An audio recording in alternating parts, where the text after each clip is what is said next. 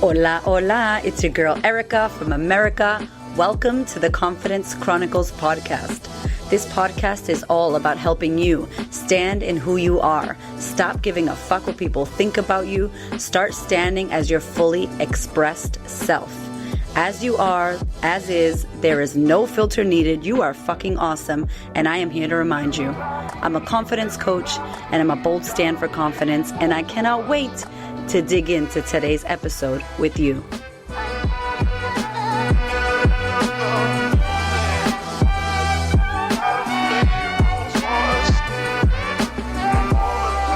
Hello, my friend. How are you? Welcome to the Pod Freaking Cast. Oh my goodness. I have so much to tell you. I have been in a writing hole. I don't know if y'all know, but I'm writing my first book. And this podcast is inspired by my experience writing this book. And I did a podcast episode about why I'm not doing things I suck at. And really, I'm not a writer. You know, I don't consider myself a writer. And I never saw myself as someone who liked to write. You know, when I was in high school, I loved English. I loved writing the big, what are they called? Like novels and writing big essays. I loved that. And then, I don't know, I just let go of it and I started speaking and videoing, and I love that so much. So I just was like, writing's not for me. So I had been trying to write this book for so long, and I found a ghostwriter. And I talk about this in the podcast about why I'm no longer doing things I suck at, if you want to go have a listen to that one. But basically, what I realized was that I had a lot to say about confidence, and I wanted to share my story, and I wanted to empower other women to know that it's not an easy road. Being confident is not easy. It's fucking hard work, and that's why a lot of us don't want to do it. So I'm getting ready to do this, and I found Sarah, my beautiful ghostwriter, and I talk about how, you know, I thought a ghostwriter meant someone writes your book for you, and it doesn't mean that. And basically, Sarah and I got this beautiful connection, started talking and sharing and going into stories. And this book has evolved. What I thought the book was going to be versus what it's turning out to be is ridiculously different in such a beautiful and amazing way.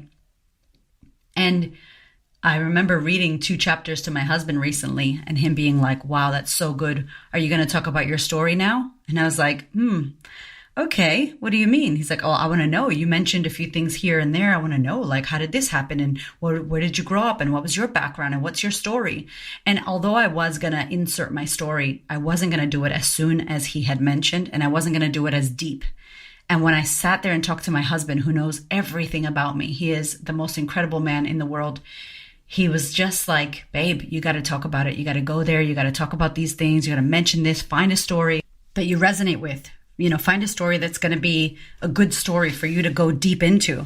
And so I'm like writing all the bullet points. You know, I've written my story so much in blunt, non-emotional bullet points.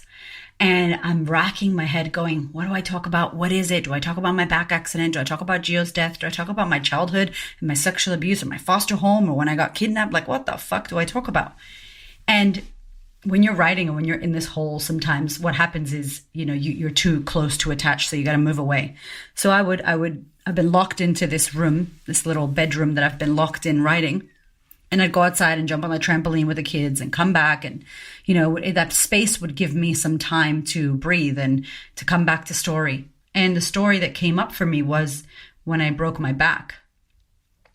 And I went deep into that story, which then led me to the story of my husband passing away, which then led me to thinking about my childhood and all of this unraveling of the yarn. And when I tell you that I've done so much work on my past and my trauma, I've really done the work, and I've really went deep into it. And I've sat in dark, ugly, yucky, ego, shadow, nasty spaces. And I know that that is part of the process. But it's very interesting when you feel like something is healed and then you go to revisit it or talk about it again from a space of sharing and from a space of going into the moment. And I had to go into the moment. Of course I did. And so it's not linear. You know, healing is not this thing that you check it off and you go, yep, did that, already dealt with my daddy issues, next, and you keep going. You know, I've realized that it's something that will continue to come up for you in different ways and in different formats. So I was saying that, you know, I'm not a good writer. And there I am, you know, sitting in front of my computer staring at the letters, staring at the keyboard, staring at what we had written and put together. And I started writing. And my fingers, I took my nails off. Girl, what? I took off my press-on nails. I've had them on since like COVID began because the nail salons are not open. And I'm like, let me just get up into this. And I literally went into like a vortex of writing. I couldn't hear or see. I didn't know what day, what time it was. I was just writing, like almost channeling through my fingers. And it's really what I do at my live events. When I speak, it comes through me. It's something else coming through me. And I felt that through my fingers, and I never felt that before. So if you're out there and you're like, I'm not a good writer, maybe write and then see how you go. Because I definitely wasn't writing. I never wrote. And I think if you're not a good writer, it's probably because you're not writing. And if you sit there and try to write, some shit will happen for you. So I was deep in this story, and we got so much incredible content. And I started to go back to my childhood and the things that were important, things that I don't want to talk in this book about shit that doesn't matter. The book is called Confidence Feels Like Shit. And so we're talking in this book about why most women don't reclaim their confidence, don't do the confident things, don't step out of their own fucking bullshit bubble of nasty beliefs about themselves, why women don't back themselves, why we don't ask for pay rises, why we don't go there, why we don't put ourselves out there. The whole book is basically about how we think we want confidence. But if we really understood what confidence was, we would know that it's about you dealing with a fuckload of nasty, crazy ass emotions that don't feel good and it's not comfortable. Confidence is not comfortable. And so I had to go back to these moments and think, when did I, experience something where it affected my confidence, it affected my self-worth, my self-belief, all of that stuff. And I started journaling. And I was like, what's my earliest childhood memory? Do I know my earliest childhood memory? And I'm thinking, and my head is like flashing back to a time where I feel like I was 2 or 3 on the stairs of a foster home. But I'm like, was I in a foster home that young? I don't remember. Was it 4? Was it 5? My timelines are all jumbled. And I'm like, wow, I don't know. That's the only part of my life that's really fucking jumbled with times and timelines. And this book has helped me put my timeline as my adult years, my 25, 26, 27, 28 years. When I came to Australia, when Gio passed away, all of that, my husband passed away. I'm looking at these timelines, but my childhood is in shambles. And I'm like, man, I wonder if I could ever find my social worker. I remember her name, Doreen. I'm like, Doreen, I wonder if she would know. I wonder if they would have my records. I wonder if they, something. And listen, I'm not looking for this because I want to pull up trauma. Okay. Let me just say that. I'm looking for this because I'm interested now I'm writing a book. I'm interested in the detective, Sherlock Holmes-ness of timeline. And when did that happen? What foster home was I in? What year was that? And I think that when we do talk therapy, I think that when we have coaches that we talk to and we have sessions, when we journal, when we write, and when we watch certain movies or certain things, these memories come back to us that once were forgotten, when we're in that deep unconscious, almost that meditative, that what's that called when you go to get hypnotherapy, that like hypnotic space when you're in the theta brainwaves and you start remembering things. And you start accessing the unconscious, right? The dark space. I call it the basement. So I'm in there and I'm thinking and I'm like, what's her name? And I started Googling her name. And I looked for social workers in Framingham. And she comes up on Google. She comes up on Google, her first and last name. And I read her last name and instantly it's like, yes, that's her. That's her name. Oh my gosh, do you think she still works there? I don't know. Now, mind you, it's like 11:30 at night, 11:30 p.m. at night. I'm in this upstairs trying to type and write and do all these things. And my brain does not stop, of course. Now I've unraveled her name. And is she still a social worker? I go to the Googles and the map pulls up the department, for children and families. And it's like opening in 15 minutes, which it would have been 8:45 a.m. in America on a Monday morning. And I'm like, okay, holy shit, should I call? And there's just this crazy, I'm reliving so many moments while I'm doing this going, oh my gosh, what? Like I never thought that this would happen. I never thought that I would find my social worker, that I would even care to know about my past. I never thought I cared about it till I'm writing this book. And so I call. They pick up and the front desk says that they are working remotely. The social workers in Massachusetts, they're working remotely. And so I can leave her a voicemail and she checks her voicemail so she'll get back to you. I'm like, cool. She is not going to call Australia. But anyway, so I am literally waiting for her voicemail to answer. I don't know what the hell I'm going to say. What the hell am I going to say? Like, hey, Doreen, do you remember me? My last name's not the same. I'm not who I was. Who knows if she'd remember me? She's still there. She's been there for how many years? How many kids? How many cases? So I get her voicemail. And when I tell you, my love, that I time traveled in that moment to my childhood, I time traveled to being 7 years old, calling her. I time traveled to be leaving her messages when I was in trouble at school. I time traveled to different foster homes where I missed my mom so bad and I wanted to see if my mom could visit or if I could go to the hospital and visit my mom, if she would take me. This woman, Doreen, was literally, when I look at it now, she was like an aunt. She raised me as well. She was in my life from my young childhood until I was 16 years old. And her voice was exactly the same. Oh my gosh. There was a message about COVID, because if it wasn't a message about COVID, I would have literally been like, she didn't change her voicemail for 30 years. It was the same voice. And I proceeded to say, hi, it's Erica Sepulveda, which used to be my name, not Kramer. My name's Kramer now because I got married. But it was Erica Sepulveda. Do you remember me? 2nd Street, apartment number 2, my mom. I live in Australia. I would love to connect with you. I would love to know more about my past and my childhood. Please email me. I gave her my email and I'm like, I hope you're well. I'm so happy to hear from you, even though I can't hear you. And I hung up and I fucking sobbed my eyeballs out. I'm talking tears. I don't even know where these tears came from. I cried and cried and cried and cried and cried. My husband came upstairs. He's like, babe, why aren't you in bed yet? And I told him and he's like, wow. I'm like, yes. Holy shit, what the fuck? I mean, when I tell you that I would have never imagined 37-year-old me picking up the phone, calling my old social worker to ask her about my life because I'm writing my first book and I'm a life coach who helps women around the world change and heal their lives. Like, what? So this morning, as I'm recording this on a Friday morning, I got an email back from her.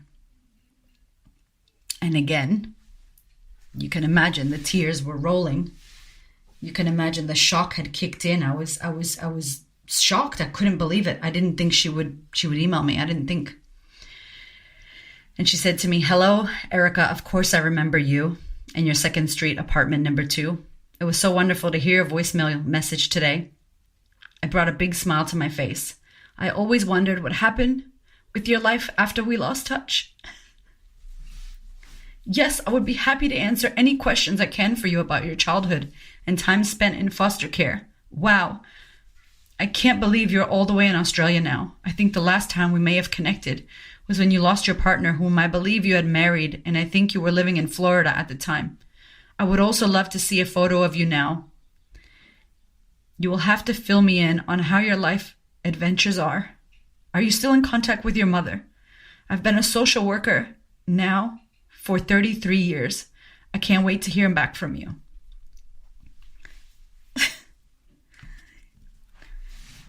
Crazy.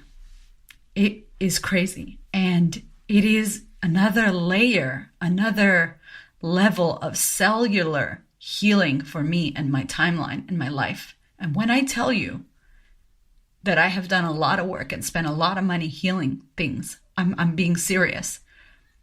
So for me to be able to find her, to call her, for them to be open, to leave her a voicemail, the synchronicities are insane. For her to reply. I mean, I was happy just having the experience of seeing her last name on Google to go, oh, that's her name. Yes. That just gave me remembrance. That gave me memory. To then listen to her voice was another layer. But to then get the reply from her and have her give me her phone number and say, yes, I'd love to tell you about your childhood in foster care. I mean, hopefully she remembers and timelines, because I I talk about it a lot, but I can't tell you guys dates and times. I can't put in my book the exact thing. And instead of trying to exaggerate things, I keep it very general with my childhood. And what I remember is crazy enough. I can't even imagine if there's more. And so I'm telling you this because I want you to know that there's no one way to heal, that nothing is ever finished, that you are not done growing and evolving and shifting and healing and changing and forgiving, that you will forever be doing this, that you will forever be growing and evolving and peeling back the layers of yourself even further and deeper, and that's the way it is. That's how healing is. That it's not this end place you get to, this destination that you tick the box and it's finished. And some of you out there, control freaks, don't like that. You want to be like, I'm done. That's it. Cool. Are we finished? Is that finished? Daddy issues are sorted? Cool. I healed my sexual abuse? Done. Cool. No. You're not a robot. You're a human being. You're a soul. You're a spirit. And there is so much more to you. There's so much more to these experiences.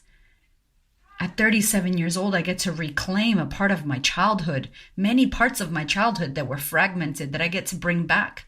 I get to draw her into my experience. I get to share this whole experience with you. And maybe some of you who've already messaged me, by the way, on Instagram and said, oh my gosh, I'm a social worker. And I always think about how my kids are that I helped. And I just like, the fact that she's going to gain something from this, to know what I'm doing and who I am and with my life, and that I have children, and that I'm not a drug addict, and that I'm not pregnant 50 times on the side of the street, and that I'm not homeless, because I'm sure that many children with that past and background that I had, that happened to them. And for whatever reason, it didn't happen to me. For whatever reason, I'm here doing the work I get to do. I haven't even told y'all about how I pulled up my husband's death and rewrote. I did a podcast about losing my husband and I transcribed it, and I had to rewrite in the chapter about that.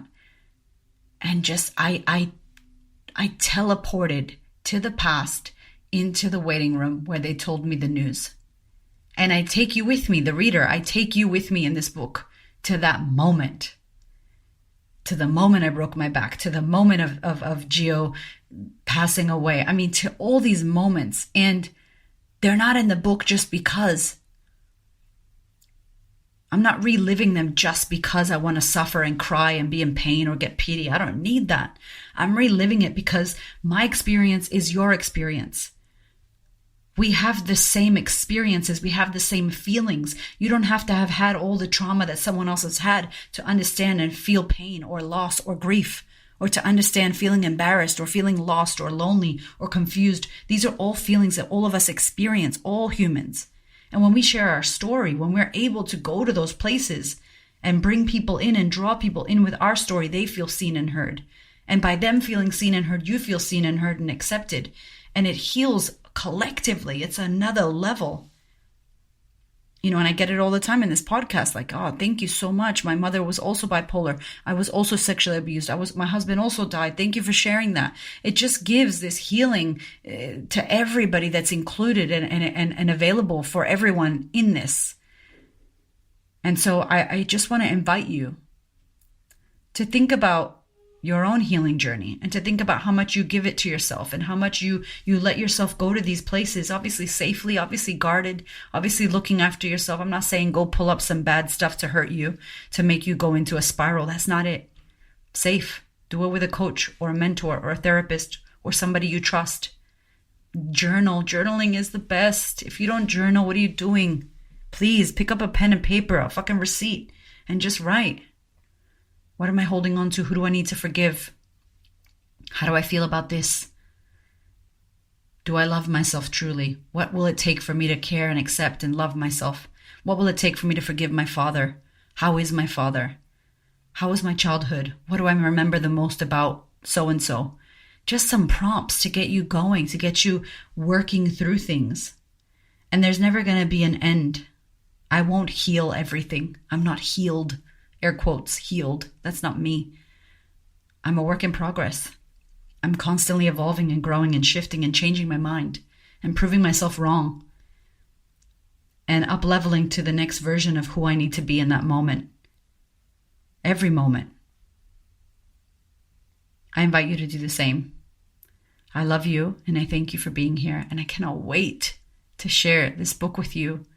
I cannot wait. Stay tuned. Have a beautiful week. My darling, we are in wild times right now. And in order for you to manage your mind and boost your immunity and be level-headed instead of panic, I want to invite you to consider online training, to consider joining a community, a sistership where you are going to be held, where you're going to be supported, where you have a safe space to unravel. And with all this time at home, you can actually better your life and work on yourself. Good news as well, I have now done a 12-month payment plan for the online sisterhood. So many women right now are experiencing trouble with their finances, losing their jobs, being single mothers, not knowing when their next money or paycheck is going to come from. And we are navigating that with our current sisterhood members. We are working with every woman that we can in order to support them in these tough times. And I hear you out there saying, I'd love to join the sisterhood, but I can't afford it. I can't afford 6 payments. So what I've done is made it a year-long program. It's a year-long program with a year-long payment plan. I really, really want you to consider if this is the time for you to join the sisterhood and work on yourself. It is available to you now. Let's do the damn thing. Thank you so much for listening. I so appreciate your ears, your time, your energy, and your attention. Please do me a favor and head over to Apple iTunes, subscribe so that you don't miss an episode, share this episode with a sister who you know needs to hear it, and if you feel called to, leave me a review. I'd love to know what you think about the podcast. I'd love to know how this information is helping you change your world. Thank you so much for being here. I know that there are many podcasts you could listen to, and I really appreciate you listening to mine. Have a gorgeous week, honey.